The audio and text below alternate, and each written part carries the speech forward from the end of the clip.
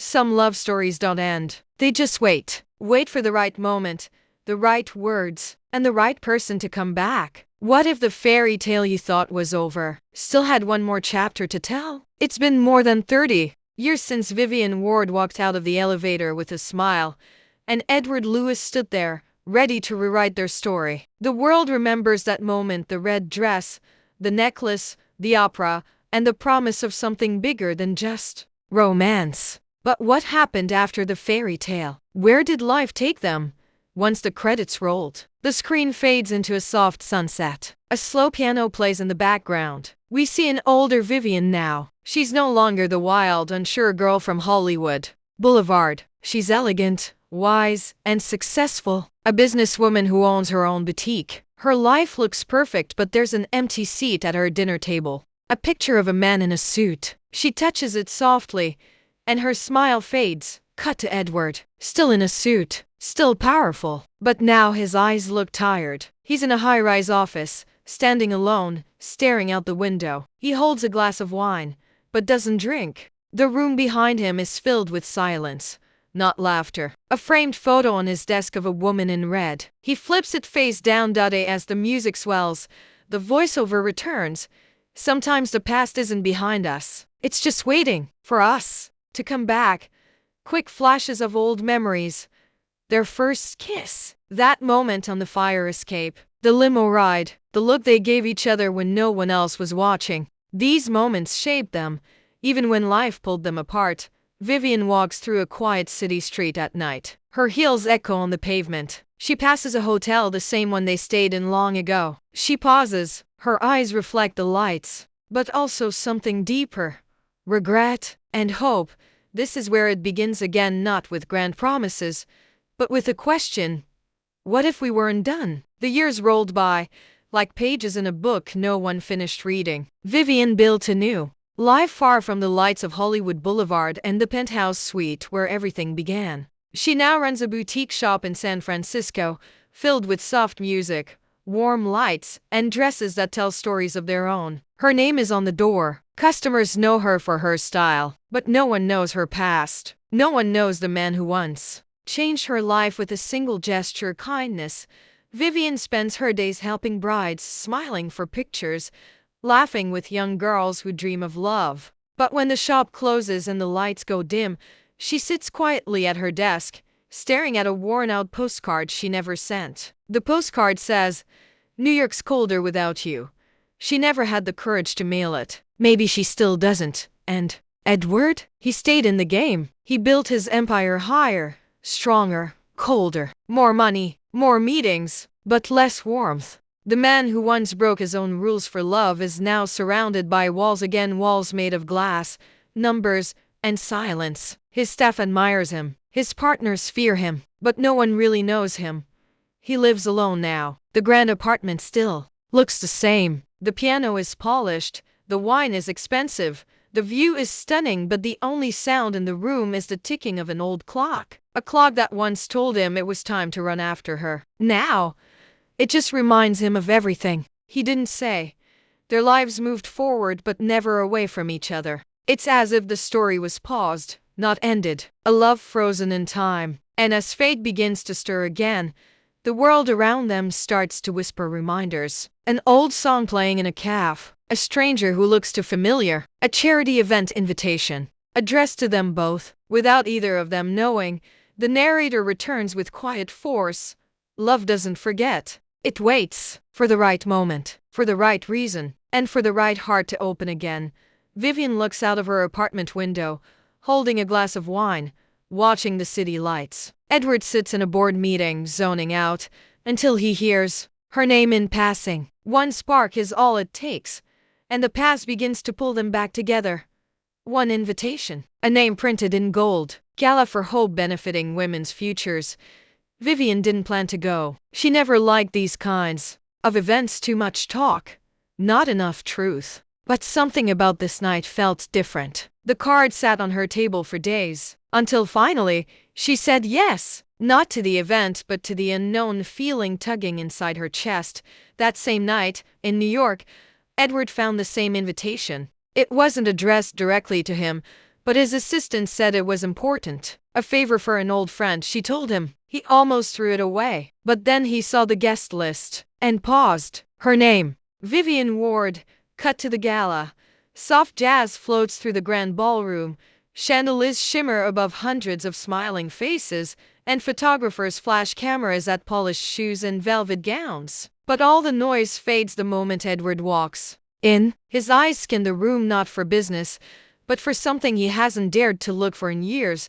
Vivian stands across the room in a dark red dress, not bold like before, but soft, elegant, and mature. She doesn't see him at first. She's laughing politely at someone's joke, holding a glass of champagne. But when she turns, their eyes meet. The world pauses. Music lowers. Everything blurs around them. The decades disappear in an instant. And no words. Just silence. And 1,000 thoughts running wild. Vivian blinks first. She looks away, trying to steady her breath. Edward takes a step forward, unsure if it's the right move or too late. But fate has already opened the door. They finally speak small words, simple lines. You look, he starts. So do you. She interrupts, a beat of awkward silence. How long has it been? She asks, pretending she doesn't already know down to the day. Too long, he replies, eyes full of something unspoken. They talk like strangers who know everything about each other but don't know who the other has become. The conversation is polite, cautious, full of unsaid things, but underneath every word, something stirs. An old flame that never really went out. The gala ended, but the night didn't. They walked together beneath the quiet city sky, where no one was watching, and time slowed again. It felt familiar, almost easy, but not quite. Too much had been left unsaid. Too much still lingered. Vivian didn't ask why he never came back. She told herself it didn't matter. But in truth, it was the question that had echoed in her mind for years. And Edward didn't ask if she had moved on. He was too afraid of the answer. Both were hiding behind the same shield, pride and a little bit of pain. In the days that followed, they tried to stay away. But fate had other plans. Vivian's daughter, Lily, a strong-willed artist in her 20s, didn't know much about her mother's past. She had heard bits and pieces, fairy tale whispers Vivian never fully shared. But when Lily finds an old photo of Vivian and Edward, everything changes. She wants answers. On the other side, Edward has his own secret. A son from a short, failed marriage. A son who barely speaks to him. The boy works in the same world, but not for Edward. He built his own path, one that doesn't involve looking up to his father. When the families meet by accident at a gallery event Lily hosts, it's not romantic. It's raw. Lily confronts Vivian. You always told me to fight for what matters. So why didn't you fight for him? Edward's son, cold and observant, asks his father, is this another one of your deals? Or does this one actually mean something? These questions force Vivian and Edward to face the truth. Their love story wasn't just paused, it was broken by fear, timing, and choices neither of them had the courage to challenge. And just when things begin to heal, life throws one more test. Edward receives news his company is under threat. A major deal has collapsed. Investors are pulling out. He could lose everything he spent his life building. And for the first time, he considers walking away. Vivian, hearing the news, visits him. She offers help, financial, emotional, whatever he needs. But he turns away. I won't let you save me, he says coldly. She replies softly, I'm not trying to save you. I'm trying to stay. Silence. He looks at her, but not like the man who once climbed a fire escape. More like a man still, afraid to fall. And just like that, the old wounds reopen. But this time, the pain doesn't come from the past. It comes from the fear that they may not get another chance. It didn't happen all at once. There was no grand kiss in the rain. No dramatic music swelling behind a bold confession. It began with silence, the kind that doesn't feel empty, but peaceful. The kind that only exists between two people who once knew each other by heart. Edward showed up at Vivian's shop one afternoon. No driver. No suit, just him. He brought coffee. She raised an eyebrow and asked, do billionaires carry cups now? He smiled. Only when they're nervous. She let him stay. That day turned into many. They didn't talk about the past, not right away. Instead, they folded into the small things. Vivian teaching Edward how to use a sewing machine. Him helping her rearrange the shop windows. Laughter returned, slow and cautious at first. Like a bird testing the wind, they visited the old places not for memories, but for something new. The fire escape where he once climbed now looked smaller, but the view still took her breath away. They sat on a park bench, hands close but not touching, talking about everything. And sometimes nothing at all. In one quiet moment, Edward confessed, I used to think success was about winning, but the older I get, the more I realize it's about not losing the things that matter. Vivian didn't answer. She just leaned, her head on his shoulder. Later, in her apartment, they danced. No music, just a soft hum of the city through the windows. She stepped on his foot twice. He laughed. Some things never change. She smiled back. Some things shouldn't. Their children, Lily and Edward's son, watched from a distance. At first, unsure. Then, slowly, they softened. Walls came down, just a little. Lily painted a portrait of her mother, one filled with warmth, light, and quiet strength. Edward's son asked him for lunch for the first time in years, but even as the light returned, a shadow lingered. They knew what they felt. But feelings weren't enough last time. Would they be enough now? Still, in those small, precious moments, coffee and laughter, a quiet dance, an unspoken understanding, they remembered something they had both forgotten. That real love doesn't always roar. Sometimes, it simply stays. Everything was starting to feel whole again. But life, as always, had one more curve in its hand. Edward collapsed during a boardroom meeting just like that. No warning. His assistant screamed. People rushed to help, but Vivian wasn't there. She was in her shop, fixing a broken zipper, smiling at a customer. She didn't know the man she loved was being taken away in an ambulance. The diagnosis came quickly. A minor stroke. Not life-threatening, but a warning, the kind that shakes your soul awake. When Vivian arrived at the hospital, Edward was conscious but quiet. He didn't want her to see him like that. Vulnerable, weak. But she sat beside him anyway, her hand finding his without asking. You don't have to pretend with me, she whispered. He turned his head toward the window. I don't want you to waste your strength on me. Her voice cracked. It's not a waste when it's love.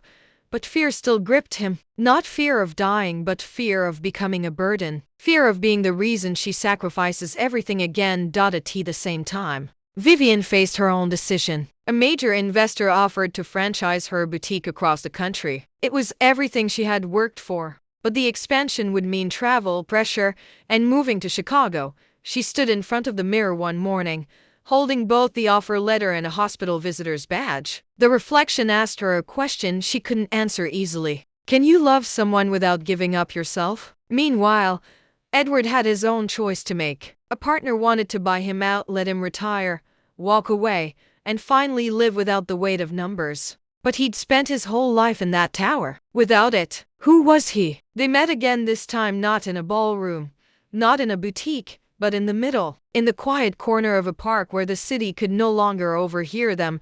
Vivian said, softly, I'm not asking you to chase me. Not like before. Edward looked at her, eyes full of pain and love. And I'm not asking you to wait. Then silence. The kind that could break something or rebuild it. This wasn't a fairy tale anymore. No limo, no fire escape. Just two people standing at the edge of a choice, and the next step would decide everything. The screen fades to black. A long pause, then soft piano notes begin. One at a time, like footsteps approaching something final. A voice speaks, quiet but clear. She didn't need rescuing this time. And he wasn't lost anymore. Images return. Slow and dreamlike. Vivian, walking alone down a long stretch of beach, barefoot, wind in her hair. She's not sad, just thinking. Peaceful. She looks down at her hand and closes her fingers around something small and gold. Cut to Edward in his apartment. The walls, once cold, now feel lived in. Books open, curtains drawn back. He's reading a letter, her handwriting. No voiceover needed. We don't hear the words. We only see his expression change, softening. breaking, rebuilding, then a single rose on a hotel pillow.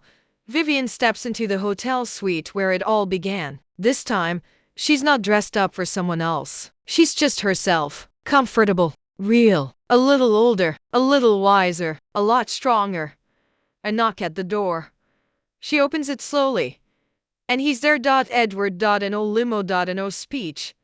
Just him, and a smile that says, I finally came home. No words are spoken, because now, they're not needed. The screen fades again. Text appears. Pretty woman to the last walk. A single heartbeat echoes as the next line fades in slowly, with rising music behind it. Some love stories don't need a second chance. They just need the courage to finish. Final shot. Vivian and Edward walking down the street at sunset, not holding hands, but close, step by step. No rush, just time. Finally on their side. Music swells and fades. Cut to black, text overlay. This is a concept trailer, not an official film. Subscribe for more stories that dare to ask, what if love came back?